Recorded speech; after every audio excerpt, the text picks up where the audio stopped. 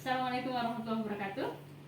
Waalaikumsalam. Pak Sunaryo, Kepala SMA Negeri 70 Jakarta, izinkan kami calon guru penggerak angkatan 9 Kak Cecep dari SMA 70, saya Istiqomah SMA 28 dan Saya Sugiyarti dari SMA 28 akan mewawancarai sedikit Tentang apa? tentang bagaimana cara mengambil keputusan ya Pak Cecep ya? Ya. Keputusan apa? Gimana Pak Cecep? Terusan jadi gini Pak, sebenarnya kan berkaitan dengan sekolah gitu kan. Jadi kan ada misalkan masalah atau kasus sekolah, kan ada istilah dilema etik dan rujukan moral gitu kan. Kalau dari kemarin kita pelajari kan dilema etik itu kan ketika ada kasus antara benar ataupun salah. Tapi kalau misalkan bujukan moral itu kan kalau bujukan moral itu posisinya antara benar dan salah, tapi kalau dilema etik itu sebenarnya dua-duanya benar, tapi ada yang bertentangan gitu kan. Bagaimana kira-kira Bapak ketika ada kasus-kasus yang memang menyentuh ke dilema etik ataupun rujukan moral itu gitu. Kira-kira cara mengidentifikasinya Pak gimana Pak? Setiap kasus yang ada di sekolah dan yang mau ditangani, langkah pertama kita mengidentifikasi dulu permasalahannya apa, sehingga keputusan nanti yang akan diambil itu tidak merugikan salah satu pihak. Kemudian yang kedua, dari identifikasi itu kita bisa memilih mana yang benar dan sesuai etik, mana yang benar tetapi tidak sesuai, mana yang tidak benar tapi sesuai gitu kan, atau mana yang tidak sesuai dan tidak etik gitu kan. Jadi ada skala prioritas. Jadi prinsipnya penanganan pengambilan keputusan dalam hal kasus-kasus yang terjadi di sekolah itu ditangani dengan bijak, artinya ada komunikasi gitu ya dengan masalah dengan orang-orang yang bermasalah atau dengan program-program yang konflik ya kalau dilaksanakan. Makanya kuncinya itu komunikasi. Tapi langkah awal kita harus melakukan identifikasi dulu, ya kan? Jangan belum melakukan identifikasi tapi kita udah langsung mengambil keputusan. Oke. Tanya kedua kan? Terus itu egoistik. Baik Pak Nano. Pak, pertanyaan kedua, bagaimana Bapak menjalankan pengambilan keputusan di sekolah, terutama untuk kasus-kasus di mana ada dua kepentingan yang dua-duanya sama-sama benar dan dua-duanya sama-sama mengandung nilai kebajikan? Ya tadi skala prioritas gitu ya.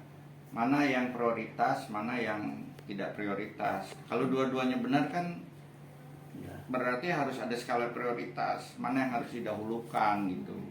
Dan itu harus jernih dalam mengambil keputusan yang ya dengan kasus seperti tadi gitu. Karena kita putusan satu benar, putusan dua juga benar. Makanya kita skala prioritas, pasti ada jalan. Assalamualaikum Pak Umar. Waalaikumsalam. Pak, saya Istiqomah, calon guru penggerak dari SMA Negeri 28, anak buah Bapak yang kebetulan pada saat ini mendapat tugas untuk mewawancarai Bapak tentang bagaimana cara mengambil kebijakan dan keputusan dalam menghadapi suatu permasalahan. Pak, saya mau tanya nih Pak, Bapak udah lama belum di sini Pak? Ya lumayan lah, udah 4 tahun lebih. Oh alhamdulillah sudah lama ya Pak. Pak, saya mau tahu nih Pak, bagaimana yang akan Bapak lakukan pada saat mengidentifikasi kasus yang merupakan suatu dilema etika ataupun bujukan moral? Ya, baik, terima kasih Bu Gis. Pertama terkait dengan masalah atau kasus yang berkaitan dengan yang pertama yaitu dilema etika ya. Prinsipnya sih ketika saya akan mengambil suatu keputusan, pastilah akan mengidentifikasi terlebih dahulu apa sih yang menjadi persoalan. Dari persoalan-persoalan yang ada, ya khususnya untuk dilema etika, pasti saya akan melihat nih sejauh mana permasalahan yang dihadapi ini kemudian mengandung kebenaran dua-duanya, atau bahasa saya mungkin yang lebih sederhana, bagus dua-duanya lah kan. Ya tapi terserah ya mau di apa namanya istilahnya yang tepat itu yang mana ya, karena tadi konteksnya dilema etika. Saya akan pertimbangkan dari hasil identifikasi saya akan pertimbangkan mana yang merupakan skala prioritas dari dua yang dianggap apa namanya benar dua-duanya, atau dari sisi etika dua-duanya memang perlu dilaksanakan, perlu diambil keputusan, maka kalau dua-duanya bisa dilaksanakan, laksanakan kan. Tapi kalau tidak dan harus memilih satu di antara dua, maka saya harus mengurutkan mana yang merupakan skala prioritas. Itu yang pertama ya. Kemudian yang kedua terkait dengan rujukan moral, apa yang harus saya identifikasi? Ya saya harus memastikan terlebih dahulu nih ya kebenaran dari suatu persoalan. Apa sih yang menjadi inti dari persoalan itu sendiri? Kalau ternyata dari dua persoalan yang dihadapi ini, yang A sebetulnya memang secara mutlak benar, yang B juga secara mutlak salah lah kan gitu ya. Maka saya harus secara tegas mengatakan bahwa yang A yang harus dilaksanakan. Yang B bukan berarti kemudian saya harus menjatuhkan apa namanya bahasanya menjatuhkan atau menjudge orang bahwa ini salah kan itu. Tapi paling tidak memberikan pemahaman bagaimana supaya orang paham bahwa ini loh yang tepat dengan regulasi tertentu pastinya kan itu. Tapi kalau yang ini kurang tepat atau bahasa tegasnya salah. Kenapa sih salah? Ya karena regulasinya seperti itu. Maka pilihlah dari persoalan yang ada itu, saya harus mengatakan ini loh regulasi yang benar, maka ini yang harus dilaksanakan. Ini regulasinya, maka ini yang kurang tepat, maka jangan kita laksanakan. Gitu. Bisa saya simpulkan ya Pak. Jadi untuk dilema etika, Bapak lihat mana yang menjadi skala prioritas. Untuk yang rujukan moral, semua keputusan didasarkan pada regulasi yang Pasti, ada. ya. Pak ya.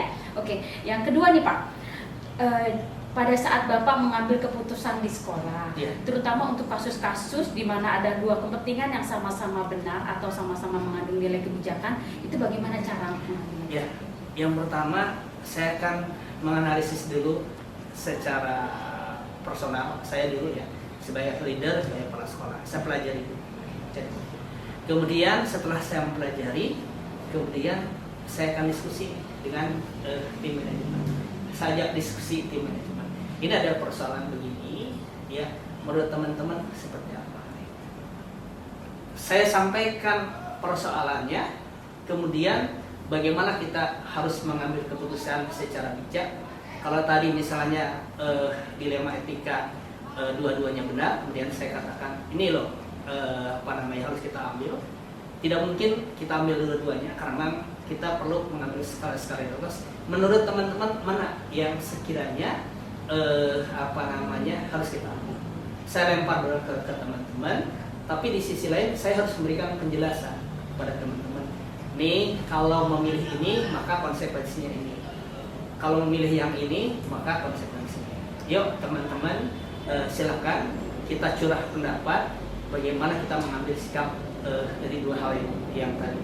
Begitupun untuk yang apa namanya terkait dengan yang kedua kan itu ya, harus jelas. Saya harus menyampaikan betul landasan regulasinya sehingga teman-teman juga paham ketika akan mengambil suatu keputusan, maka ini adalah keputusan kita bersama, tapi bukan semata-mata keputusan kepala sekolah, tapi lebih ke bagaimana keputusan itu merupakan keputusan bersama.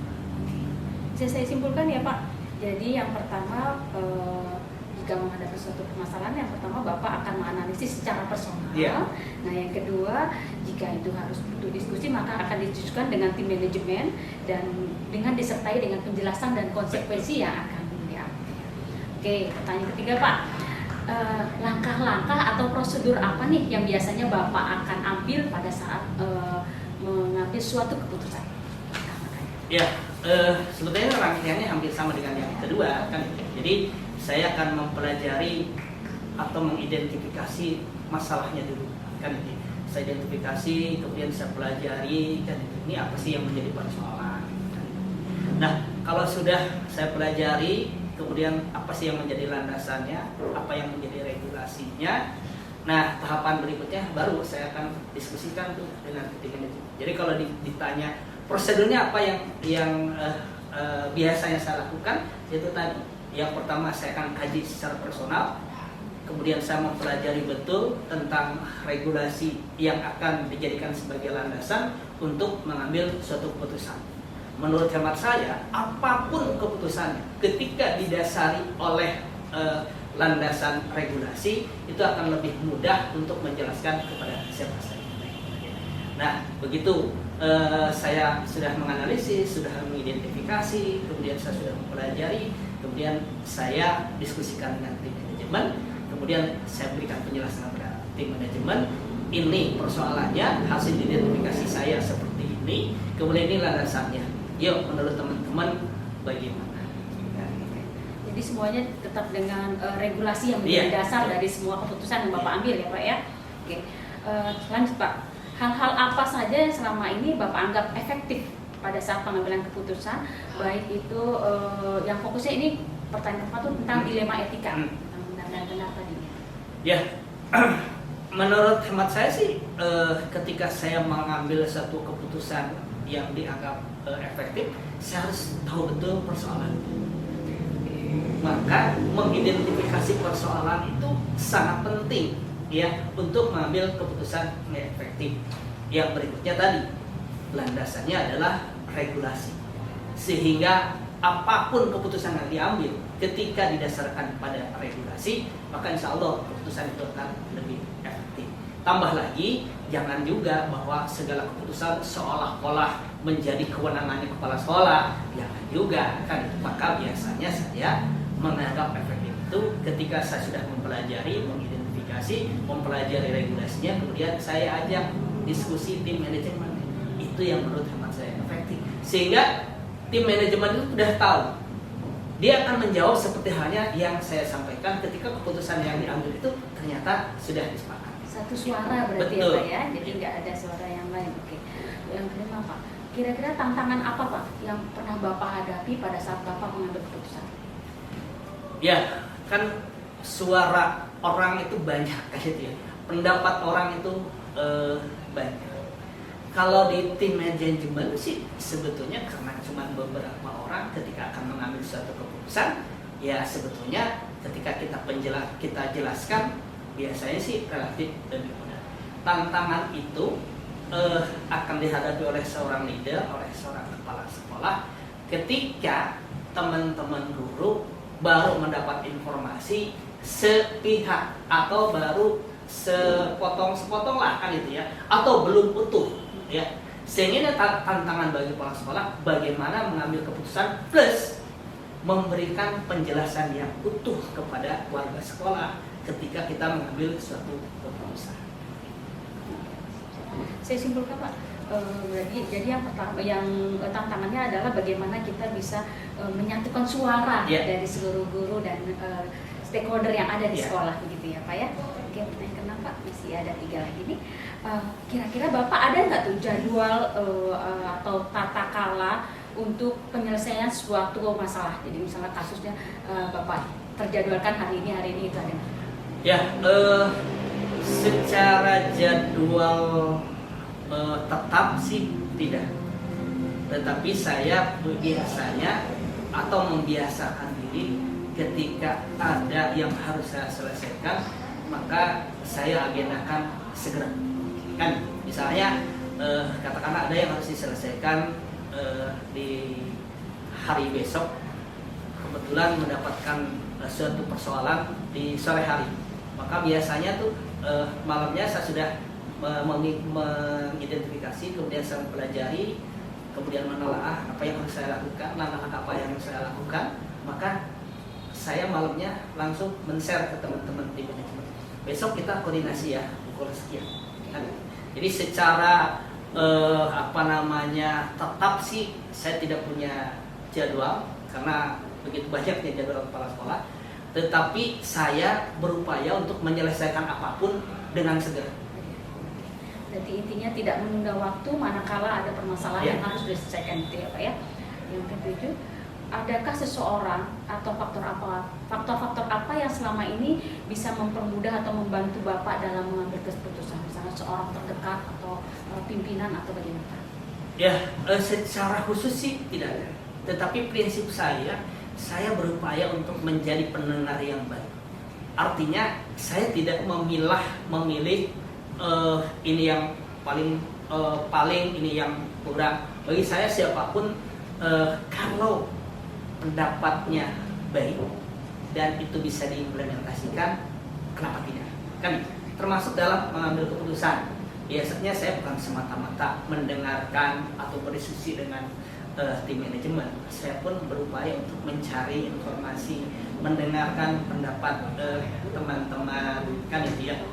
Walaupun mungkin apa yang saya dengarkan dari teman-teman itu, teman-teman tidak merasa bahwa itu sebetulnya saya sedang mengenai informasi. Tidak harus selalu begitu, kan itu. Obrolan ringan bagi saya, dimanapun ketika saya berdiskusi atau ngobrol dengan teman-teman, ketika ada hal-hal yang bisa saya ambil, oh ya ini berarti salah satu yang harus atau bisa saya jadikan sebagai cara untuk mengambil keputusan. Okay. Luar biasa Pak. Jadi intinya yang poin 7 ini bagaimana Bapak selalu mencoba menjadi pendengar yang baik, dan yang kedua bagaimana Bapak berusaha untuk menggali informasi dimanapun Bapak berada untuk menjadi dasar untuk mengambil keputusan. Oke Pak, saya belajar juga ini Pak. Oke, yang terakhir Pak ini Pak, dari semua hal yang Bapak udah sampaikan, kira-kira pembelajaran apa yang bisa Bapak berikan ke saya untuk mengambil satu keputusan dilema etika? Ya, yang pertama kita secara personal harus mempelajari apa yang menjadi persoalan. Artinya mengidentifikasi persoalan atau masalah-masalah yang ada.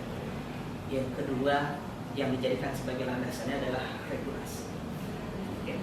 Yang ketiga kita harus menjadi berupaya kan itu. Kalau menjadi kan kesannya gimana? Berupaya untuk menjadi pendengar yang baik. Ya, paling tidak itu kan. Mudah-mudahan saja sih poin-poin walaupun sedikit bisa menjadi bahan buat kita untuk mengambil satu keputusan. Dan yang terakhir barangkali, jangan merasa bahwa keputusan yang kita ambil selalu yang terbaik, kan? Karena bisa jadi keputusan kita ambil sesungguhnya hanya merupakan pilihan di antara beberapa pilihan.